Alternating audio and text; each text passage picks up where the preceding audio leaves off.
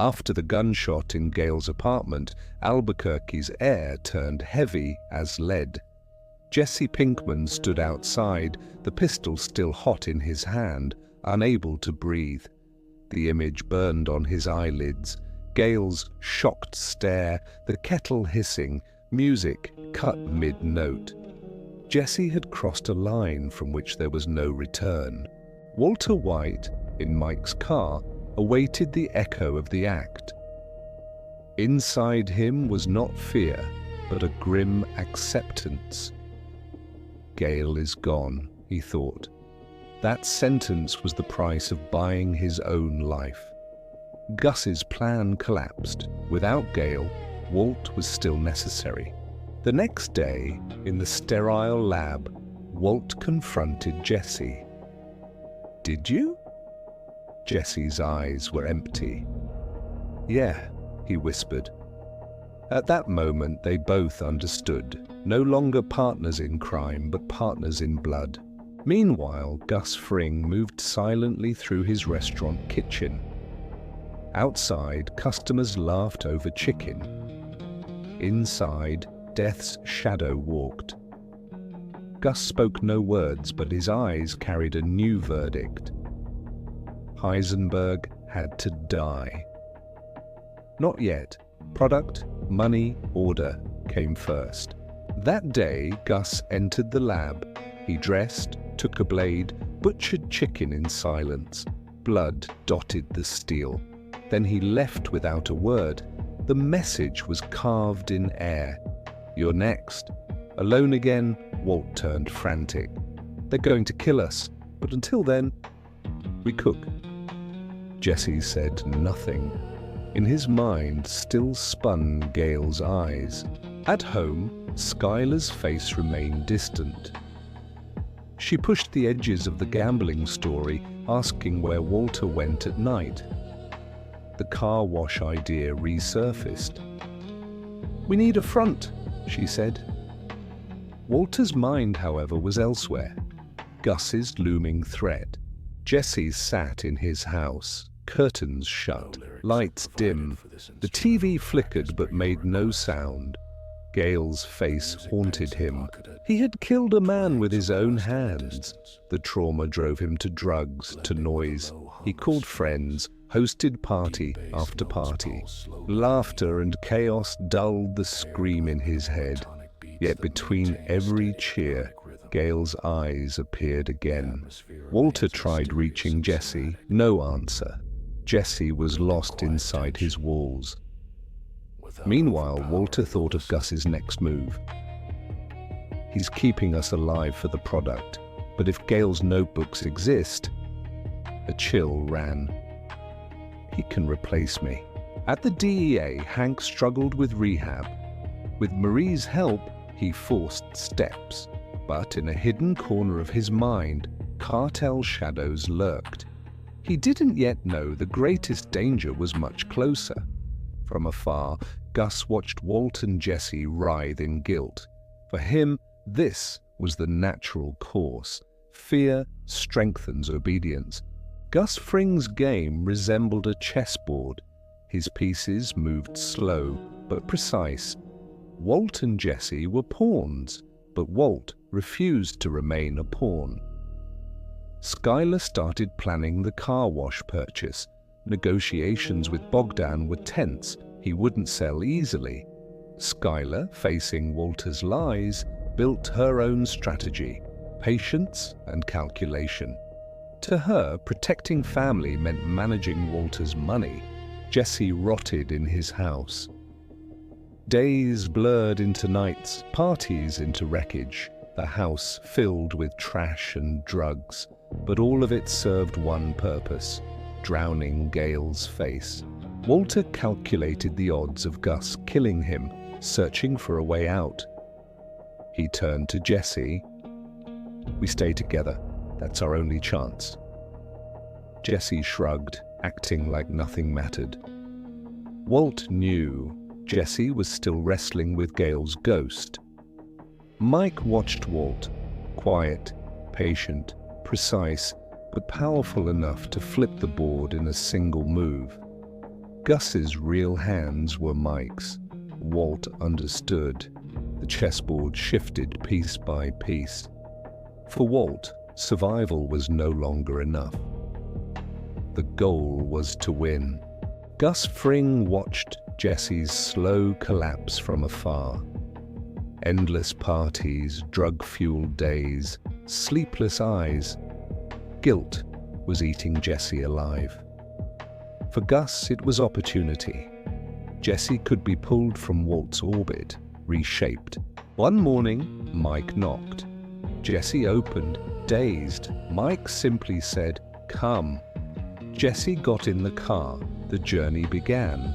Mike drove him to the city's shadows where gunshots echoed, where silence covered buried bodies. The aim was clear: detach Jesse from Walter, bring him into Gus's fold. At the lab, Walt noticed Jesse's absence. Alone, paranoia gnawed. Among the steel racks, he muttered, "They're watching." Without Jesse, Walt knew he was easier prey. Meanwhile, Skylar pushed the car wash plan forward. At the table with Bogdan, his thick brows furrowed.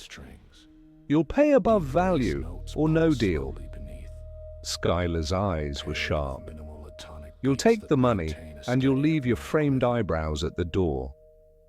Her boldness covered Walt's lies better than any story he spun. That night, Jesse sat in the desert with Mike. Stars burned overhead. Mike lit a cigarette and finally spoke. "There's more to you than you think." Jesse didn't lift his head, but somewhere deep inside, Gail's ghost quieted a little. When Walt realized Jesse was spending time with Mike, his feelings twisted between rage and fear. "They're taking him from me," he muttered. The lab's hum became a ticking bomb. Skylar accelerated the car wash purchase. At the notary, papers were signed. With pen in hand, she breathed deep. "Our money will look clean now." When Walt came home, Skylar's face glowed with pride. Walt saw it. He was no longer carrying crime alone. Skylar was in the game too. Jesse started working distribution with Mike. He followed trucks, waited at drop points. At first silent, then daring. One night, hijackers blocked the truck. Without thinking, Jesse floored the car, scattering them. Mike stared, surprised. In Jesse's eyes, for the first time, wasn't guilt, it was control. When Walt heard, he raged. "They're building him against me." Alone in the lab, he gazed at the bottles and whispered, "Without my genius, no one stands." Hank sat at home, shadowed by injury. Therapy pained him, but his mind turned elsewhere. Gail's files. A DEA friend brought notebooks, advanced chemistry, but the handwriting hinted at another hand. Hank's gut whispered he wasn't alone. Meanwhile, Walt unraveled. Skylar's car wash laundering plan expanded. Jesse was under Gus's wing. Hank resumed digging. The circle around Heisenberg tightened. Jesse grew closer to Mike. One night, Mike told him, "You're useful." Simple words, but they quieted Gail's ghost inside. For the first time, Jesse felt worth. Walt banged on Jesse's door. No answer. Silence, only the wreckage of old parties on the walls. Walt muttered, "They're leaving me alone." And the alone die. Albuquerque's morning was quiet, but on Hank's desk, papers raged like a storm. After therapy, Marie brought Gail's belongings, journals, formulas, scribbled notes. Hank's eyes scanned the pages. Some were poetic, filled with Gail's love for music. Yet between them, chemistry equations stood, refined, brilliant. Not the work of an amateur, the hand of a mastermind. Hank's finger traced the lines. On some pages, the handwriting shifted, as if copied from someone else. He shut the notebook and leaned back. A spark lit. Blue sky, that famous meth. Gale wasn't alone. Meanwhile, in the lab, Walt drowned in Jesse's silence. Jesse carried Mike's words. "You're useful." For Walt, it was betrayal. Jesse's worth now lay with Gus. At home, Skylar studied the car wash's accounts, watching Walt drift. "Where's your head?" she asked. Walt averted his eyes. "Work, just work." But Skylar knew his mind was storming elsewhere. That night, Jesse sat alone, Mike's words echoing. Gale's face appeared less, but Walt's face took its place. Jesse's trust shifted slowly to Gus. In the lab, alone, Walt felt Gale's death echo again. Gale may be gone, but his notebook remains. Cold sweat touched his brow, because Gale's notebook was in Hank's hands. Gus Fring's empire ran on order. But the cartel's patience thinned. Blue meth on Albuquerque streets stirred unrest across the border. Gus's phone buzzed with coded words. Time to meet. Walt felt alone without Jesse. Hours in the lab stretched, suffocating. Even when Jesse arrived, silence ruled. Walt tried, "You're my partner." Jesse didn't lift his head. The silence stabbed. Skylar prepared the car wash's opening. Money trickled clean. Yet in her mind, this will never be clean. Still, family survival demanded it. Hank dissected Gale's journal. One line struck, "To WW my star, my perfect silence." Hank whispered, "WW? Walter White?" Meanwhile, Mike pulled Jesse deeper. Each task increased Gus's trust. Walking into danger, Jesse found strange peace. He felt useful. Walt, outside the circle, felt himself fade. Gus prepared to cross the border. The cartel demanded a meeting. It was the next act in a silent war. Mike handled logistics. Jesse, now a crucial piece. Gus's value in Jesse confirmed Walt's deepest fear. He could be replaced. At home, Walter clashed with Skylar. "You can't use the money like this," he shouted. Skylar stayed cold. "I'm protecting the family. What are you protecting?"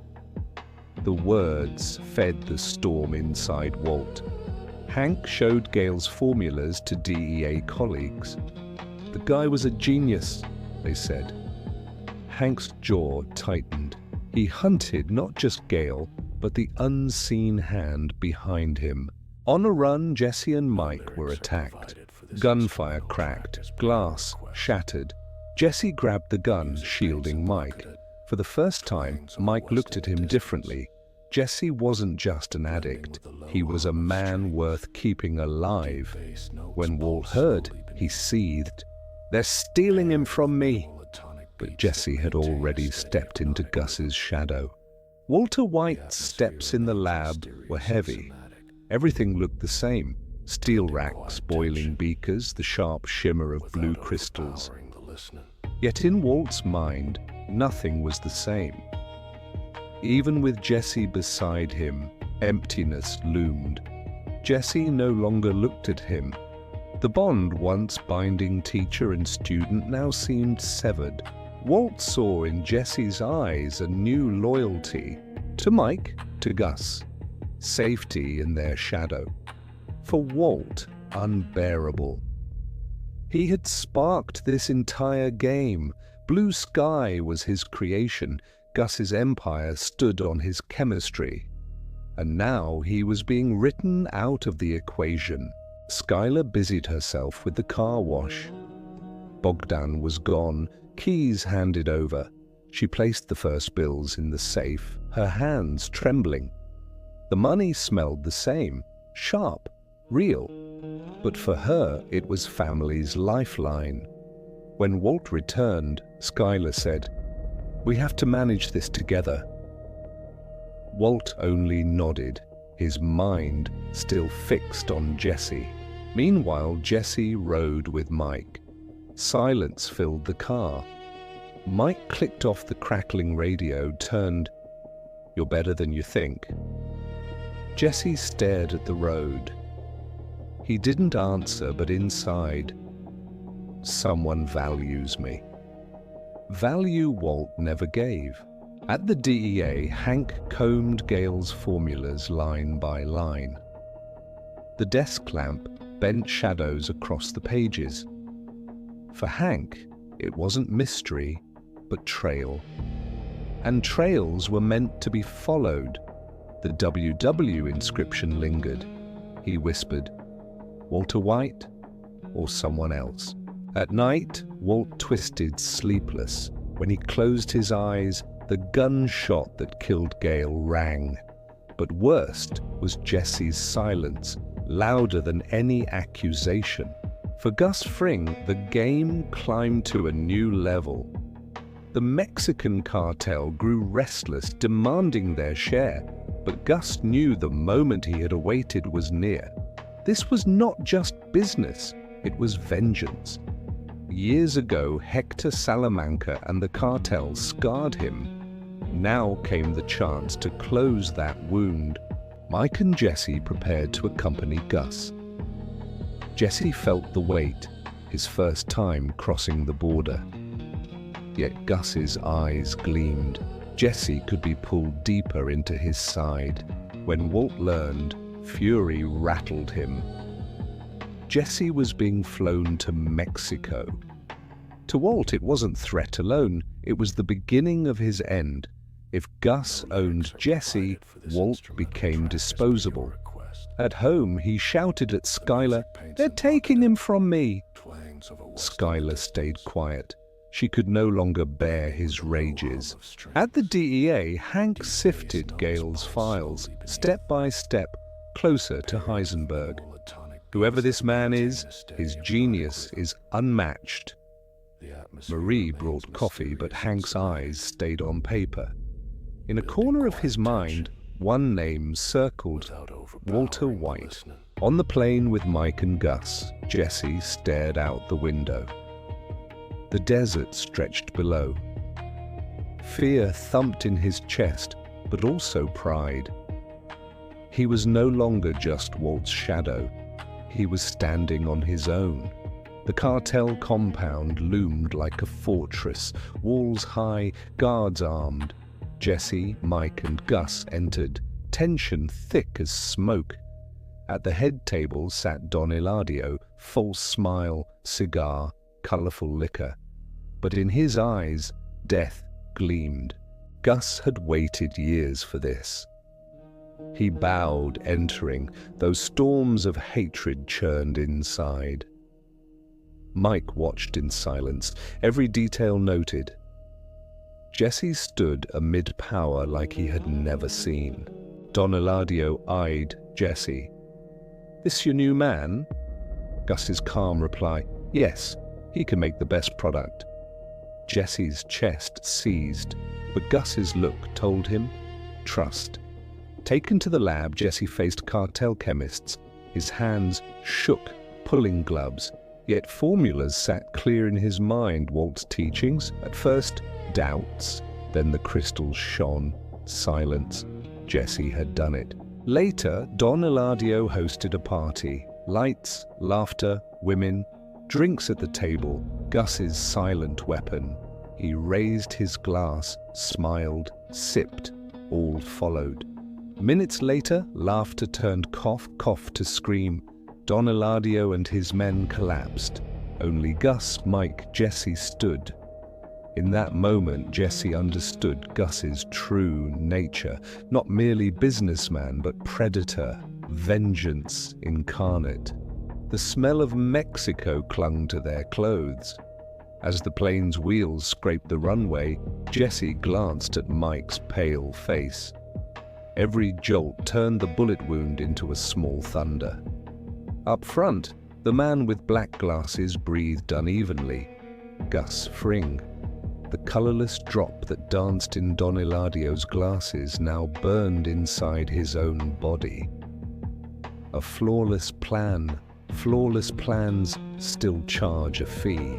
They drove through Albuquerque's orange halos, then slipped into a motel's back entrance. Inside, a sterile room, bitter charcoal slurry, dressings, needles. Jesse pulled on gloves. The discipline of the lab turned into a ritual of first aid. He cleaned Mike's wound, braced the shoulder. Gus drank the slurry, said nothing. Pain tried to bend his face. Steel pulled it straight.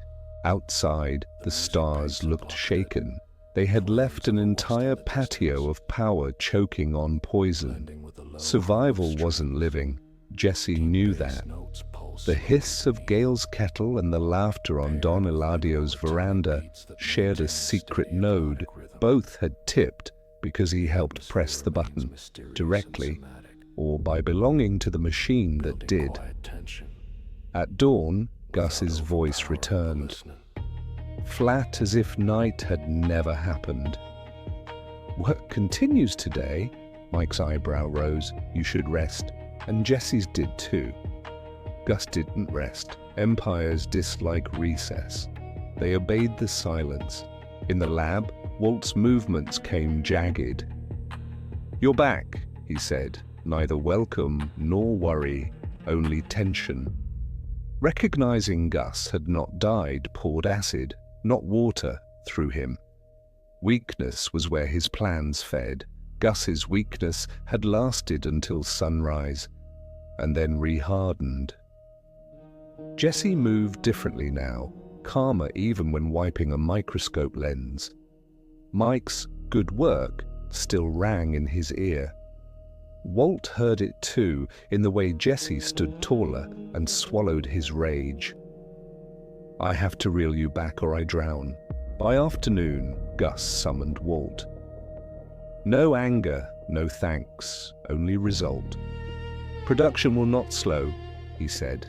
Jesse proved his reliability. The sentence hit Walt in the chest like an invisible slap. He understood. Replacement, not fired, outgrown. At the car wash, Skylar's day stayed grey. Receipts in binders, till balanced, the opening creeping closer. She saw Walter drift and didn't ask. She had learned some answers, collapse houses. That evening, Jesse left Mike at the motel with a simple line. You lived. Mike nodded, hand a brief weight on Jesse's shoulder. You're useful. Mike's words were few, their gravity heavy. Jesse sat behind the wheel, lids trembling. If I'm useful, maybe I'm forgivable, he told himself. He did not say who would forgive him. At home, Walt spread a page on the table. Gus, Jesse, Mike, 3 names, 3 arrows. Beneath his own name, he wrote a question mark. Am I still center or already edge? The answer ticked in the clock. Edge. A decision sprouted. Near dawn, in the back room of Los Pollos, Gus wiped a window. For a breath, his reflection looked fragile. Then the face he had forged from stone returned. Don Eladio lay dead, the cartel knelt. Next stood a teacher who wrote his own plan between orders. Gus shaped a word without moving his lips. Time. The house was hushed. Silence crawled into the bones. One call tilted Walter White's world. Ted Beneke. To close his IRS mess, Skylar had secretly funneled him money from Walter's Empire Fund. Ted took it and chose indulgence over payment. Regret drew a thin line across Skylar's face. Walt's voice rose. What did you do? The answer, true, heavy, hardened the scene. I protected the family. That night, Walt drove Hank home, but Hank carried a map in his head. Gail's notebook and WW steered him toward the lavanderia, the industrial laundromat. "There's something there, Walt," he said, detective fire pushing past the pain. That something was Walt's lifeline. When Hank said, "Drive there," alarms screamed in Walt's skull. The laundromat opened into the underground lab. If Hank got close, it ended. In a mad, precise impulse, Walt cut the wheel and slammed into a parked car. Metal groaned. Hank shouted, then quiet. Stupidity as costume, self-preservation beneath. The crash's tremor reached Gus's office. He viewed it like a dentist views a bad tooth. Extract, eventually. Not immediately, because Jesse still tethered to Walt. Killing Walt too soon risked losing Jesse. Gus chose to wait. Waiting was his deadliest verb. Meanwhile, Skylar asked Saul to encourage Ted to pay. 2 associates visited. Result, a cable, a stumble, a fall. Panic made Ted run. The rug made him trip. The floor made him pay. On the phone, "Alive," Saul said, "but bad." Skylar clutched the counter. A wrong done for a right now spilled into another wrong. Walt felt the circle tighten. Gus surely knew Hank suspected. Jesse, under Mike, grew and drifted away. Skylar had bled the money, all of it piled on. The weight shoved Walt onto the kitchen floor. Anger, fear, regret, there wasn't a scale to weigh which was heavier. That night, with the house asleep, Walt slid into the crawl space with a flashlight. His hands reached for the stacked salvation. They found air. The pile was thinner, dangerously thin. He looked up at Skylar, fear and shame mixing in primal tones. "What did you do?" he asked. Her voice shook. "I helped Ted." Something broke inside him. He lay back. The concrete chilled his shoulders. Laughter leaked out, first thin, then widening, bouncing off rafters. Was he losing his mind? Or did a new mind grow where the old ended? Upstairs, a phone rang. Marie's voice to Skylar. "We're getting protection for Hank. There's danger." The camera of life tilted to the ceiling while Walt's laugh sirened through the house. No money, no escape, no time. At morning's mirror, the pond-like brown in his eyes had turned to stone. No lyrics are provided. One sentence rose. "My story won't end with running. It ends with attack." Heisenberg stood where Walt had been. Perhaps he'd never left. News that Brock had been rushed to the hospital froze the world around Jesse. Andrea's voice broke over the phone. "He can't breathe, Jesse." Jesse remembered the cigarette, the one with ricin. His fingers went numb, his face drained. "Walt," he whispered. Suspicion can kill like truth. In the hospital's antiseptic bite, doctors sprinted. Andrea cried. Brock's chest fluttered. Jesse stood at the threshold of hell. He tore open his bag, flipped the pack. Ricin smoke was missing. His eyes widened. Walt did this. The thought knifed his mind. He stormed into Walt's, gun raised, eyes on fire. "You did this!" The barrel pinned Walt to the wall. Walt's voice, to Jesse's shock, was calm. "Brock isn't ricin, it's Lily of the Valley. Our Gus would do this. Poison the child, turn you against me, then have you pull the trigger." The words spun a web. Jesse's finger trembled on the trigger. Walt pressed on. "You want Gus dead! I want Gus dead! We need each other!" Breathless, Jesse's rage found a hallway through logic. The gun lowered, Walt laid out the plan, an improvised bomb on Gus's Volvo, scavenged parts via Saul, a remote trigger, a magnetic perch. As Walt spoke with the hunter's patience, they slipped into the hospital garage. The quiet felt like a sacrament. One screw tightened, one wire seated, the heart's thud as loud as the world. When Gus approached his car, he paused, noticing the cameras, feeling the air. From afar, Walt's thumb kissed the trigger. Gus stepped and stopped. Without reason, guided by instinct, he scanned the lot. A hairline tremor hung in the air. He turned, walked away, vanished. The trigger in Walt's hand turned to ash. The plan failed, silently. That night, Jesse sagged into a chair, as doctors said toxic exposure of botanical origin. No ricin. Walt's words rearranged themselves. Lily of the valley, innocent killer growing near playground fences. Gus did it, Jesse said to himself. The vector of his fury swung. At his window, Walt fixed a decision on the city lights. Gus had felt danger stepping back from the car. To kill him, Walt needed a place where Gus's shadow felt safe. The past.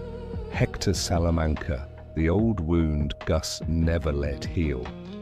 Walt dialed with a hush. Mr. Salamanca, I have a proposal. By morning, the feds put Hank's house under guard. Marie drew curtains, doors clicked, Skylar gathered the kids, and Walt held the phone. I've got this, he said, mostly to himself. Control is sometimes only a sentence, but it pins a man in place.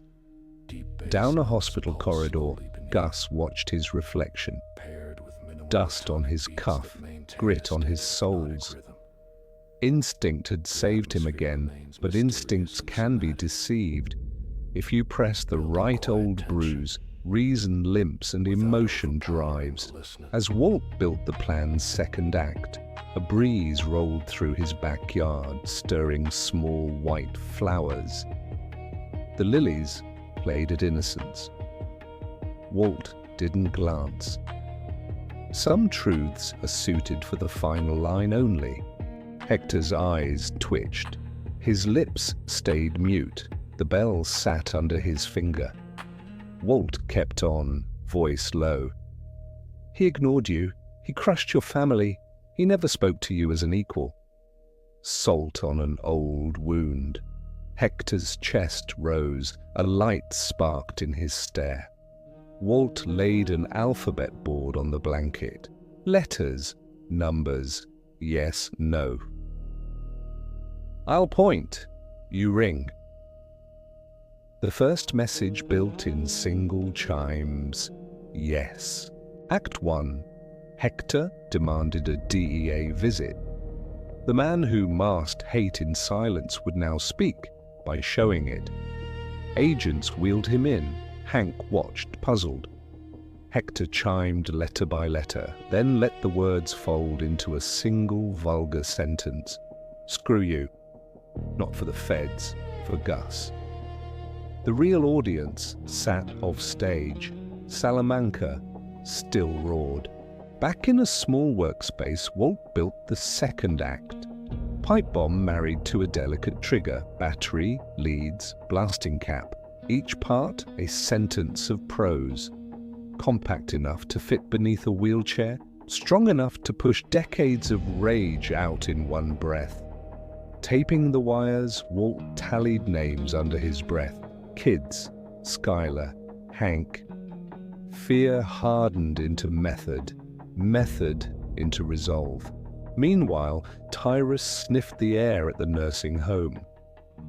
He examined Hector. Line, chair, hands, tremor. Something in the room smelled like history. Hector answered the inspection by ringing on purpose, rebellion in the eyes, patience carved into the face. Tyrus stepped out to call his boss. He met the DEA. He hates you. Gus paused. Prepare, he said. Deadliest was his quiet. Near sundown, Gus smoothed his suit, closed the office, and drove alone. Not pride, control. He walked past the sign-in desk with one instruction: I'll handle it. At the end of the corridor, a door waited, Hector Salamanca. Gus stopped in the threshold. Hector's eyes met his. No words, volumes of meaning. Gus stepped closer, wanting to see what Tyrus could not, to savor the end of a wound.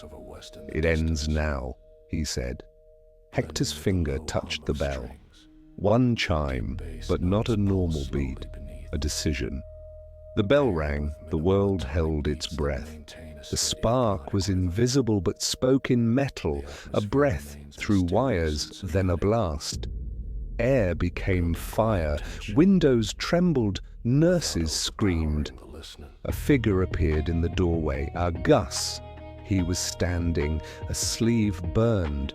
He reached for his tie, straightened it, and the light showed what reason could not. Half a missing face. Body truth overruled mind. Gus drifted sideways, fell. The knot of years slackened. From a distant rise, Walt watched the smoke pencil the sky. He didn't check the phone. One sentence slid across his mind. Another removed from the equation. But the math wasn't finished. Jesse was still below. Night opened its eyes for Act 2. As shockwaves from the blast rippled across the city, time rubbered in the underground lab. Jesse sucked air through loosened cuffs. 2 guards still blocked the door. Gus's shadow had vanished, but habit held the machine upright. Walt counted metal echoes in the stairwell and slipped behind a rack, wiring a fire start. Volatile solvent, a phosphorus kiss, a single spark to birth-choking smoke. When a guard peered in, Jesse slumped. "Water," he croaked. The other shrugged. That second, Walt tripped the vent breaker. Darkness swallowed the lab. Jesse ducked. Walt lunged. A snap. One guard dropped. The other swore into the fog, guessing at shapes. Walt's bottle burst on concrete. Vapor climbed the steps like a grey snake. Jesse kicked a wrist. The pistol skittered under a tread. "Walt!" He reached for a breath. They locked eyes together. Above, sirens multiplied. Fire and police circled the nursing home in neon blue. Walt loved this kind of chaos, the kind that lets you work unseen. When Jesse's cuffs fell away, both men looked at the lab's glass kingdom, their cathedral of stages. "It ends," Walt said. Their hands moved from memory. The same valves, the same sequence. Fire bloomed inside glass. Air sang in blue. "Move," Walt whispered. Outside, the sky blushed red. Walt drove Jesse to the hospital. Brock lingered in intensive care. Doctors repeated botanical toxin. Andrea's eyes swelled, voice frayed. Jesse stood by the boy in silence, then pulled Walt into the hall. "Is it over?" he asked. Walt didn't blink. "Not yet," he said. "Final act's begun." At home, between federal guards, Skylar called. "We thought they'd go after Hank, but a man's dead. Gus, was that you?" Only breath bridged the pause. Walt's answer was small and enormous. "I did it!" Skylar's shoulders fell, relief braided with fear. "What about us?"